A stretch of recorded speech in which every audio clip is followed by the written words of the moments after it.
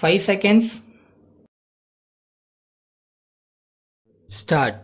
மாண்புமிகு துணைத் தலைவர் அவர்களே, நிதியமைச்சர் கொண்டு வந்திருக்கும் இந்த வரவு செலவு திட்டத்தை நான் ஆதரித்து பேசுகிறேன். இந்த அவையில் உள்ள எதிர்க்கட்சி உட்பட எல்லா உறுப்பினர்களும் இதை புகழ்ந்து பேசியிருக்கிறார்கள்.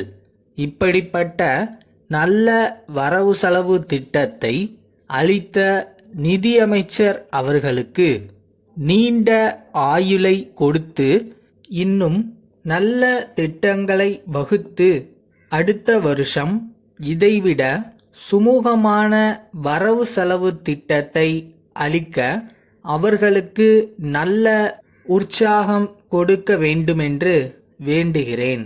இப்பொழுது நீர்ப்பாசனத்தை பற்றி ஒரு சில வார்த்தைகள் சொல்ல விரும்புகிறேன்.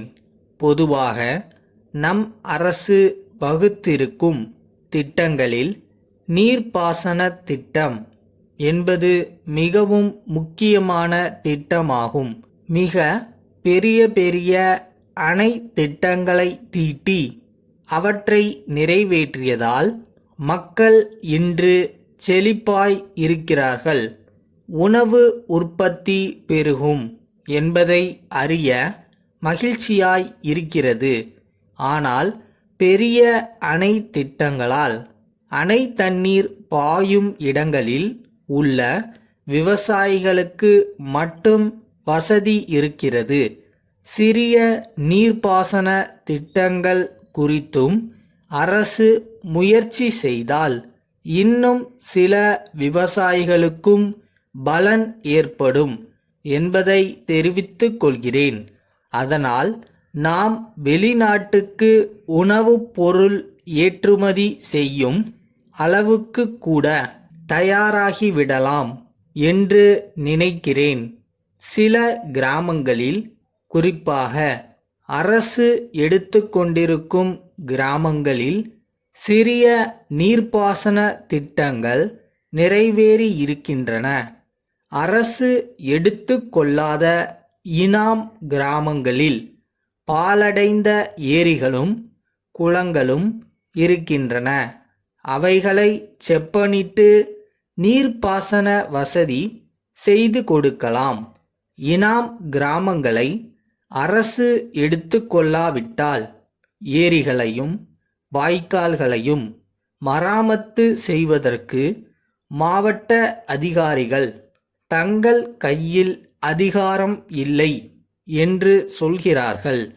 அப்படியானால் அங்குள்ள மக்களின் கதி என்ன ஆவது? அதற்காக அரசு ஏதாவது உத்தரவு போட்டால் தாங்கள் செய்வதற்கு தயாராக இருப்பதாக சொல்கிறார்கள். ஆகவே அரசு இது குறித்து கவனம் செலுத்த வேண்டுமென்று கேட்டுக்கொள்கிறேன். 3 வருஷ காலமாக இனாம் கிராமங்களை அரசு எடுத்துக்கொள்ளப் போவதாக சொல்லப்படுகிறது. ஆனால் எந்தவிதமான நடவடிக்கையும் எடுக்கப்படவில்லை. இது குறித்து அரசு ஏதாவது செய்ய வேண்டுமென்று கேட்டுக்கொள்கிறேன். அடுத்து, விவசாய வசதி உள்ள கிராமங்களுக்கு கூட மின்சாரம் கொடுக்க மறுக்கிறார்கள். வரிசை பிரகாரம் கொடுப்பதில்லை. விவசாயத்திற்கு மின்சாரம் வேண்டுமென்று முன்பாகவே மனு போட்டிருக்கும் கிராமங்களுக்கு முதலில் மின்சாரம் கிடைக்கும்படி செய்ய வேண்டும் என்று கேட்டுக்கொள்கிறேன். அடுத்தபடியாக, கைத்தறி நெசவாளர்களுடைய நிலைமை ஓரளவு நல்ல முறையில் இருக்கிறது. இருந்தாலும் கூட துணி தேங்கி கிடக்கிறது.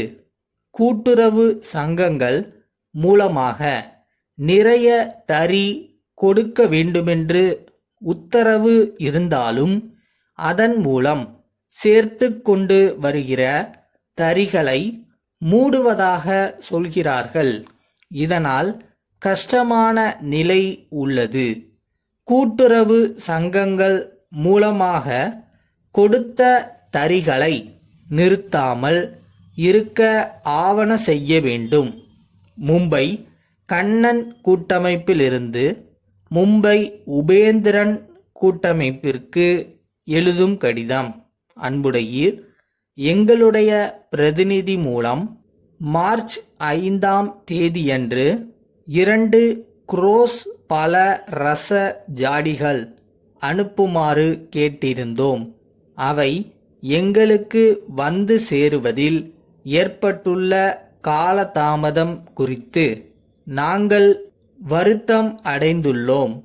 சென்ற சனிக்கிழமையன்று அவைகளை சேர்ப்பிப்பதாக உறுதி அளித்திருந்தார். இன்று திங்கட்கிழமை, ஆனால் இன்னும் அவை எங்களை வந்து சேரவில்லை. இந்த காலதாமதம் எங்களுக்கு கஷ்டத்தையும் தொழில் நஷ்டத்தையும் ஏற்படுத்துகிறது என்பதை தெரிவித்து கொள்ள விரும்புகிறோம்.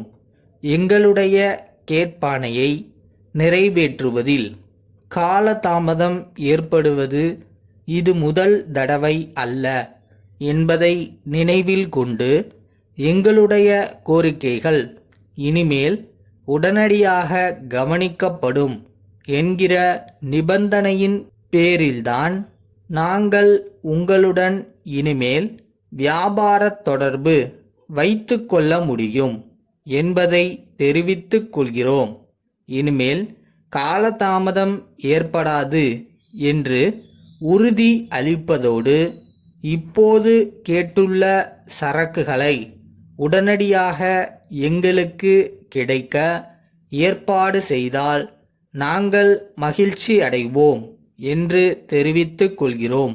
தங்கள் நம்பிக்கையுள்ள ஒரு ஸ்டேஜ்லையும் யாராவது ஒருத்தர் நம்ம மேல நம்பிக்கை வைக்கணும்.